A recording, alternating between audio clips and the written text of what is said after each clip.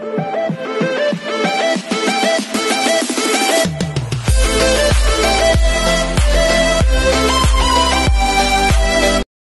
everyone, this is KJM Vlogs, a Filipino actor based here in Saudi Arabia, and welcome back to my channel. For today's video, we will gonna do another reaction video from Kim Pao compilation for today's video. So I won't take any longer, agad-agad gawa natin yung reaction video. So wait lang, maraming nagko-comment sa akin dun sa announcement ko kahapon, yung magbibigay ng something like tickets, if I'm not mistaken, ng tickets especially based in the Philippines, ang Kim Pao Universe, wait lang, baka magkamali kasi ako, kasi feeling ko mali talaga ako kahapon.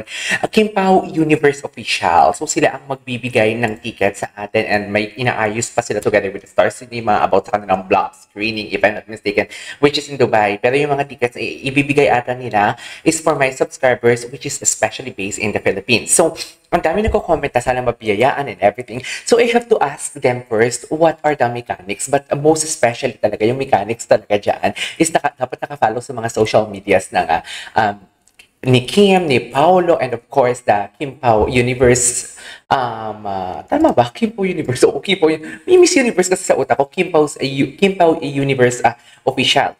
But then again, hindi ko din alam guys kung ilang tickets ang ibibigay nila sa akin. Andito lang ako just to support Kimi and Paolo about sa kanilang upcoming movie. So yeah, I won't take any longer, but please don't forget, February 2025, manood kayo ng first ever movie ng Kim Pao na My Love Will Make You Disappear. Kailan kaya lalabas ang teaser, no? Parang palaisipan lang kung kailan talaga lalabas kung ano talaga yung storyline nitong My Love Will Make You Disappear. Kasi according doon sa teaser na pinanood natin, parang hindi naman siya na parang, ang ini-imagine ko kasi, yung tipong alam mo yung isa sa kanila, or for example si Paolo, wala na sa mundong ibabaw, bumalik lang para mahalin si Kim, or may mga unfinished business, tapos nakilala siya ni Kim, and then right after that, na-inlove si Kim sa kanya, tapos iniwan na din siya ni Paolo, kasi nga si Paolo, from the other world, something like that. Pero hindi tumatakbo kasi si Paolo, so basically, buhay si Paolo, tao siya, so hindi ko lang talaga gets kung ano ang storyline ng My Love Will Make You Disappear. But yeah, without further ado, let's all watch this. Mga hindi pa natin ito napanood, mostly. At wait lang, suspect ay mag-jowa, ayaw bumaba. Ay, bakit? Sila yung pinakahuli? Oo, Philippine Airlines. Ang aga pa naman ng flight. I think this is in Roa City. Supportive wifey. Dito lang talaga nagulanta ang lahat. Talaga ba? Bakit nagulanta ang lahat? Sa liwan-liwang mga bituin. Imagine, nakatingin talaga si Paolo. Something like, ang sinasabi ni Paolo dyan, okay ka lang ba dyan? I hope na hindi ka magselos kasi dito ako nakaupo. Tapos sabi naman ni Kim dito, ano ka ba? Diyan ka lang kasi kailangan mong kumita. Diyan ka sa sa kapartner mo ngayon for today's video. Kailangan mong kumita. Kasi kailangan na rin bumili ng bangus para pang paksiw. ML. Hindi talaga natapos-tapos yung paksiw. Tingnan mo, grabe pala talaga tingin dito ni Paolo, no? Kung isa-slow motion mo talaga, alam mo, ito din yung maganda kahit paulit-ulit mo ang video panoorin, pero ang ginawang edits iba-iba, marami talagang interpretation. Kaya hindi din ako nagsasawang gumawa ng reaction video, lalong-lalo na sa mga videos din na napanood ko, and at the same time, iba-ibang TikTok account ang gumagawa ng edits. May sarili-sarili talagang interpretation na, ay oo nga parehas kahapon doon sa ABS-CBN Christmas special nila. Kiniliti pala talaga ni Pao doon, pero yung unang edits na napanood ko, hindi kiliti ang napanood ko.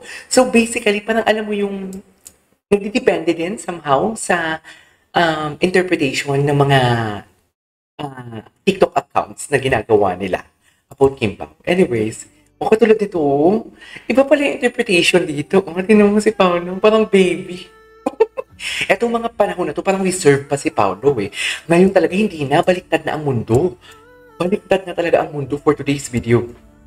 Ibang-iba na talaga ngayon si Paolo. Diba? Aminado naman kayo, diba? Hindi nga ako dilulo Kung ano nakikita ko, yun lang. Tingnan mo si Kim, kunwari masaya siya dyan, pero si Telos. Sabi ni Kim dyan, sana ako na lang dyan. Bakit ba hindi ako ang babae sa elevator? Charis. Girl, hindi ka pang elevator. Pang bahay ka. Charis. Alam mo yan. Pang-bahay ka, pang-gym ka, at sino na naman tong babae katabi ni Paolo dito? Once nonchalant, always nonchalant. Iniwasan niya talaga tumabi sa girls. Kaya mas pinili na naman sa bandang likod. Ay, ang bait naman ni Pam. Charis. Ganyan dapat. Yung tipong makakatulog si Kim ng mahimbing kahit wala si Paolo sa tabi niya. Ano yun? Bakit may pagtulog? Di ba? Bakit may pagtulog? Ganyan dapat. Di ba, ni? Ganyan dapat talaga. Patingin. Ay, wait lang. This is the behind the scene of Christmas station na ID ng ABS-CBN. So,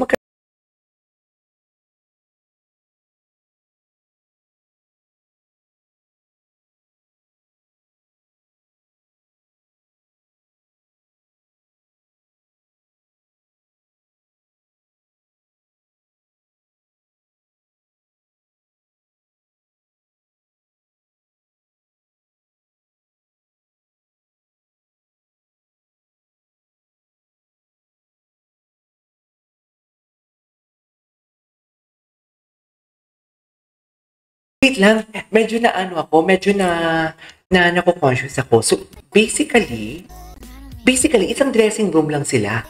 Sorry, kasi gusto ko munang panoorin ang lahat. Akala ko ilalabas pa nila ulit itong dressing room.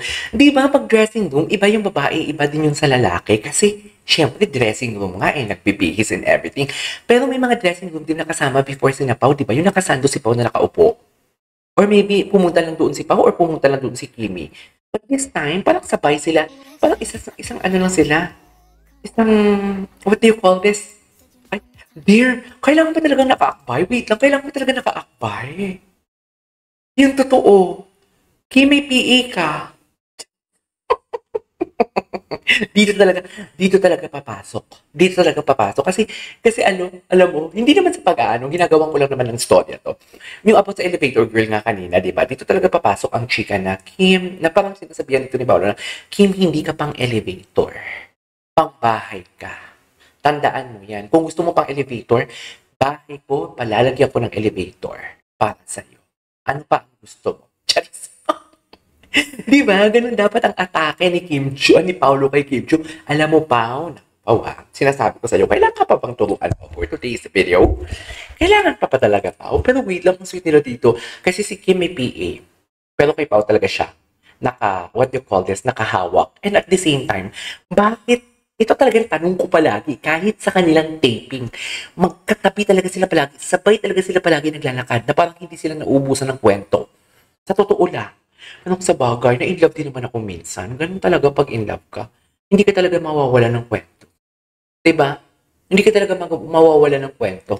Kung in love ka, kung mahal mo yung isang tao, hindi ka talaga mawawala ng kwento, sinasabi ko sa'yo. Eh, lalo-lalo na ngayon, na madaldal na si Pao. Siguro si Pao yung masyadong madaldal kaysa kay Kim. No? Palagay nyo, please comment down below. Charis. Ay, hello. O, diba? Ang daldal talaga ni Kim. Ay, mga tingin ni Kim.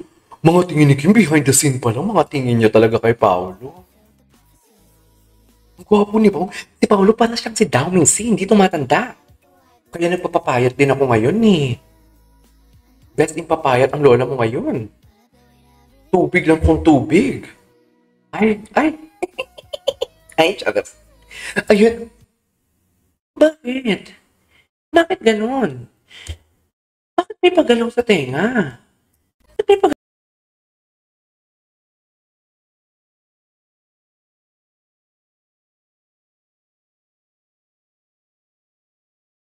Dear, hindi ko na nakikita talaga ang King Pao in front of camera na acting nila.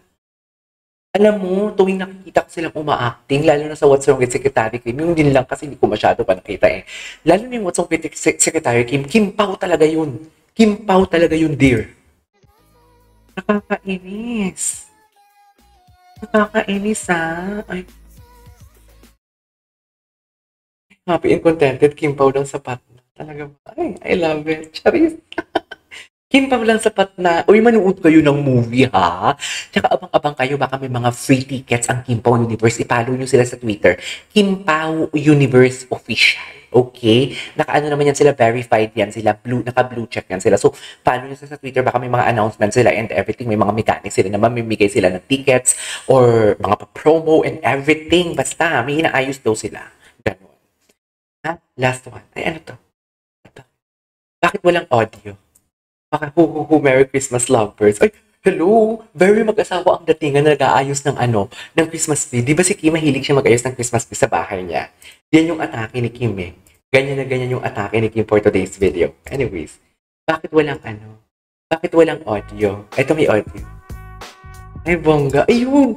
Ayun no. Ayun no, magkasama sila for today's video. Yun, napaka-unusual naman. Behind the scene, pero nag-picture ka, Kim, together with Pao. Kung wala kayong relasyon, hindi mo yan gagawin. Kung friends lang kayo, oo, gagawin mo yan. Pero ini-issue na nga kayo, di ba? Kinakantsawa na nga kayo, di ba? Tapos magpipicture ka pa na kayong dalawa lang sa dressing room, yung totoo. Kim, papunta ka pa lang, pabalik na kami, parang hindi tayo nagkasalubong. Charis. I best explain. I love this. I love this. O, diba? Anyways, balikan natin ito mamaya ang video na to. Masyadong mahaba. This is KJ Vlogs and see you on the next vlog. Bye!